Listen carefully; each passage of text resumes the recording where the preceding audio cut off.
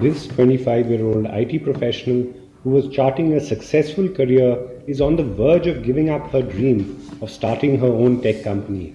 Her ocular discomfort has been terrible for the last 2 years, and no one is able to offer her a solution. Changing lubricants does not help, and all her tests keep showing inconsistent results. She asks us, should I change my career? Is this all in my head? I can't go on like this. Looks like it's going to be a good day. What a great day to treat eyes. Just a couple of patients to see, and then I'm free. Wait, why is my OPD full of dry eye patients? When will this OPD finish? Here's another dry eye patient complaining. How many times can I hear the same complaints? Nothing seems to help them. Someone help me! And yet another LASIK done successfully. Alright, she's 6'6" post-op. I bet she's happy. Why is she giving that expression to me? She doesn't look happy. What's the point of getting LASIK done if I can't see anything? I can't even open my eyes. Well, at least I don't have to sit and listen to complaints about dry eye. After I do this mature cataract, this patient will be really thankful to me. You can see all right, ma'am. You couldn't see anything earlier, but the surgery has been successful. The surgery may have gone off fine, but what's the point? My eyes are constantly burning. I don't know why some of our LASIK, cataract and dry eye patients are so unhappy. Is there something we are missing? Are the normal metrics enough? Ouch! A sudden change in temperature can trigger tooth sensitivity. Maybe something similar is happening on the ocular surface. I think it's time to dig a little bit deeper into this. Concept of ocular surface thermography was introduced in 1968 and allowed evaluation of normal and pathological conditions. Prior thermography studies have shown that the cornea is warmest at the limbus and coolest over the center. In dry eyes, it was noted the temperature differential between the limbus and the corneal center was higher in dry eyes. This increased evaporation rate may trigger receptors like TRPV1 and TRPA1, which are temperature and pain receptors in the cornea, thus leading to ocular surface discomfort. To investigate this hypothesis, we used a novel artificial intelligence-based non-invasive imaging modality.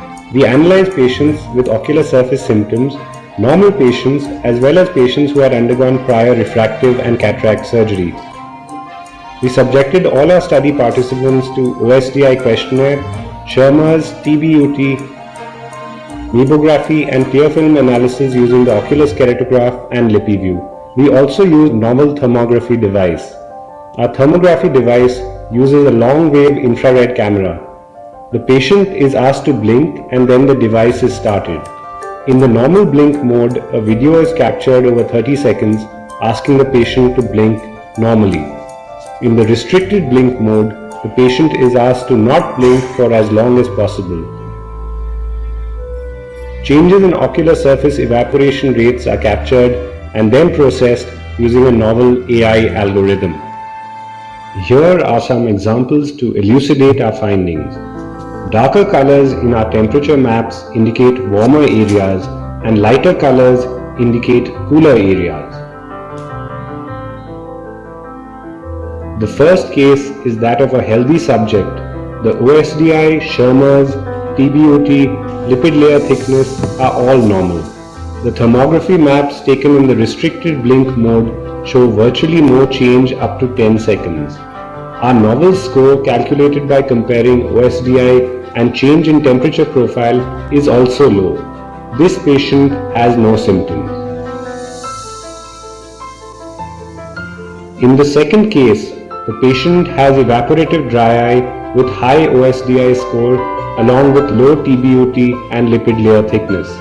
The thermography maps taken in the restricted blink mode show an increase in lighter colors indicating evaporation and possible triggering of the thermal receptors causing pain. The third case shows a patient with symptoms where all conventional metrics are normal. The thermal profile, however, shows a change over 10 seconds. These are the cases where possibly patients would benefit by having a look at change in ocular surface temperature, where conventional metrics don't allow us to make a correct diagnosis as to the cause of the ocular surface pain. We found that in our series of over 200 eyes, OSDI correlated directly with change in temperature profile on the ocular surface. With this device, we were able to discriminate patients with mild symptoms where the novel score was less than 1.1 and moderate and severe symptoms where it was greater than 1.1. The sensitivity and specificity were comparable with other diagnostic devices. This case shows a patient post-PRK where we placed a cold bandage contact lens in the left eye and a normal bandage contact lens in the right eye. The eye with cold BCL shows less change in temperature profile at the end of a restricted blink, and the patient symptomatically appreciated that there was less pain in the eye with the cold BCL. Therapeutic implications for this include using cold BCL post-refractive surgery and eye drops kept in the fridge door so as to lower the ocular surface temperature and consequently less pain. We propose thermography as a novel non-invasive way of imaging the ocular surface in patients with ocular pain. When on the ocular surface there is pain without stain, it is for the ophthalmologist's existence the biggest bane.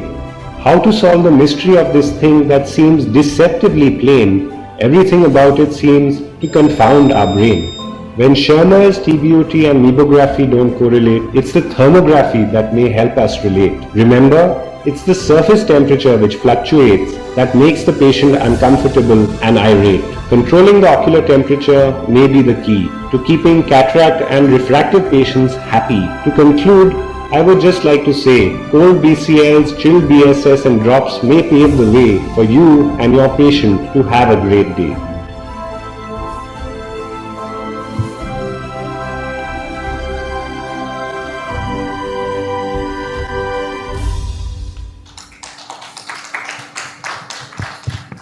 What is the cost of this thermography device? Ma'am, currently this is a new device. It's not yet in the market. We're using it for studies, so we have not put it in the market yet. What about the universal use of chilled eye drops, like any eye drops for a dry eye? Then is it worthwhile to actually reduce the temperature? Sir, earlier it was just theoretical, but now we are able to prove that objectively that there is a change seen. That is, using of cold eye drops can help maintain the homeostasis in a symptomatic patient compared to a normal patient. So this is like an objective assessment. Basically, you are reducing the temperature difference between the limbus and the center so that the nociceptive receptors are not triggered. Yes. Right.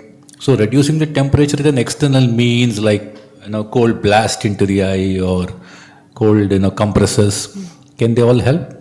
So this is, especially in people with dry eye, they generally have a generalized temperature is higher compared to a normal person's eye. So all these are additional things that can be done. Like It's commonplace the patients always feel better after a cold compress, especially dry eye patients. So probably is it that it's working here? Yes, sir. It's basically that we are proving it objectively, the same theory. Okay. Okay. Well.